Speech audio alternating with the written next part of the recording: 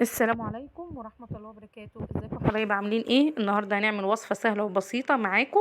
هنعمل كيكة التايجر بطريقة سهلة وبسيطة، والمقادير زي ما انتم ما شايفين سهلة جدا. يلا مع بعض هنشوف المقادير. اول حاجة معايا كوباية زيت، معايا كوباية ونص سكر، كوباية لبن، معلقة كبيرة من الخل، معلقتين كبار كاكاو خام، معايا كيس بيكنج باودر، كيسين فانيليا، وثلاث بيضات، ومعايا بقى 3 كوبايات دقيق، وذره بسيطه جدا من الملح. هجيب الذره البسيطه ديت من الملح، هحطها على 3 كوبايات من الدقيق اللي هي في البوله او في الطبق، وهجيب كيس البيكنج باودر زي ما انتم شايفين كده هفضيه، وبعد كده هجيب مضرب السلك او معلقه زي ما تحب يعني، وهنقلبه كويس جدا عشان الخليط يدخل مع بعضيه. وبعد كده بعد ما قلبته كويس هجيب بقى هركن الطبق على جنب، وهجيب شفشق الخلاط. ليه بقى هنجيب شفشق الخلاط؟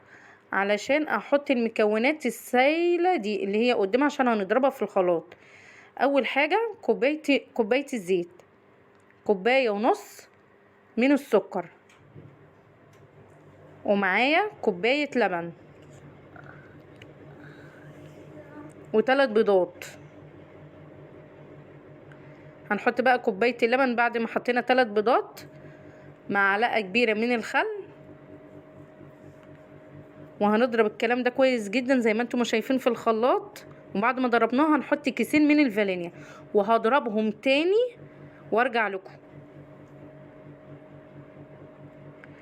كده. بعد ما ضربتهم مره كمان هحطه على الخليط بقى اللي هو الدقيق، 3 كوبايات من الدقيق وكيس البيكنج باودر وذره الملح، وهقلبه كويس جدا زي ما انتم شايفين كده. بعد ما قلبته شايفين القوام. انا بقى هجيب 2 بوله او طبقين. ليه؟ علشان هقسم الخليط بتاعي ده كوباية هنا وكوباية هنا زي ما انتم شايفين كده. هقسم الخليط وهوريكم هنعمل ايه تاني. انا كده بقول لكم يا جماعة كوباية هنا وكوباية هنا كده. بعد ما قسمت الخليط اهو، طبعا هتقولوا لي فين الكاكاو؟ انا معايا الكاكاو. هحط الكاكاو دلوقتي من الخليط اللي انا قسمه ده، معلقتين كبار من الكاكاو. طبعا الكاكاو هيبقى تقيل، القوام هيبقى تقيل. هنخففه بايه؟ بكوباية لبن صغيرة او كوباية مية زي ما انتم ما شايفين كده، علشان يبقى القوام زيه زي الخليط الابيض زي ما انتم ما شايفين كده. بعد ما قلبته كده الاتنين بقوا زي بعض. وقبل اي حاجة يبقى مولعين الفرن بتاعنا على 180 درجة تحت بس يا جماعة شغال.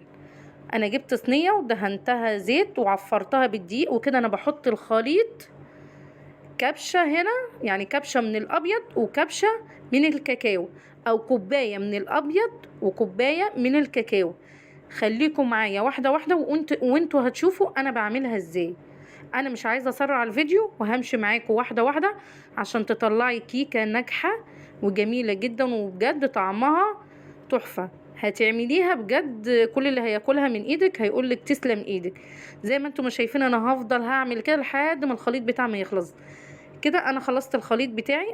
انا بقى اهو هجيب بقى بعديها ايه؟ بعد ما الخليط خالص يخلص هجيب اللي هو الخله او سكينه رفيعه.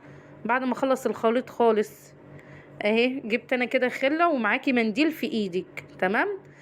هتفضلي بقى راحه جايه بالراحه، وكل ما تروحي كده في الكيكه عشان تدي شكل الورده هتمسحيها بالمنديل. ليه؟ علشان ما نلخبطش شكل الكيكه من فوق او نلخبطها من جوه، عشان هي بتطلع من جوه شكلها تحفه جدا. وهوريكي برضو في اخر الفيديو وانا بقطعها هي عامله ازاي. وزي ما قلتلك قبل اي حاجه تبقى مولعه الفرن. قبل ما تبداي في الكيكه تولعي الفرن تحت بس على 180 درجه زي ما انتم شايفين اهو. هاجي بقى من جوه لبره، يعني بالخله من جوه لبره. الاول عملنا من بره لجوه، دلوقتي انا بقى بجيبها واحده واحده من جوه لبره. انا واحده واحده معاكم، انا مش عايزه اسرع الفيديو. ويا رب الفيديو بتاعي يعجبكم، وان عجبكم اعملوا لي لايك واشتراك في القناه عشان يوصل لكم كل جديد مني، واكتبي لي كومنت حلو ويا رب الكيكه بتاعتي النهارده تعجبكم او الوصفه بتاعتي تعجبكم. كده انا بعد ما خلصتها شكل الورده هحطها في الفرن واوريكي شكلها بعد ما تخرج.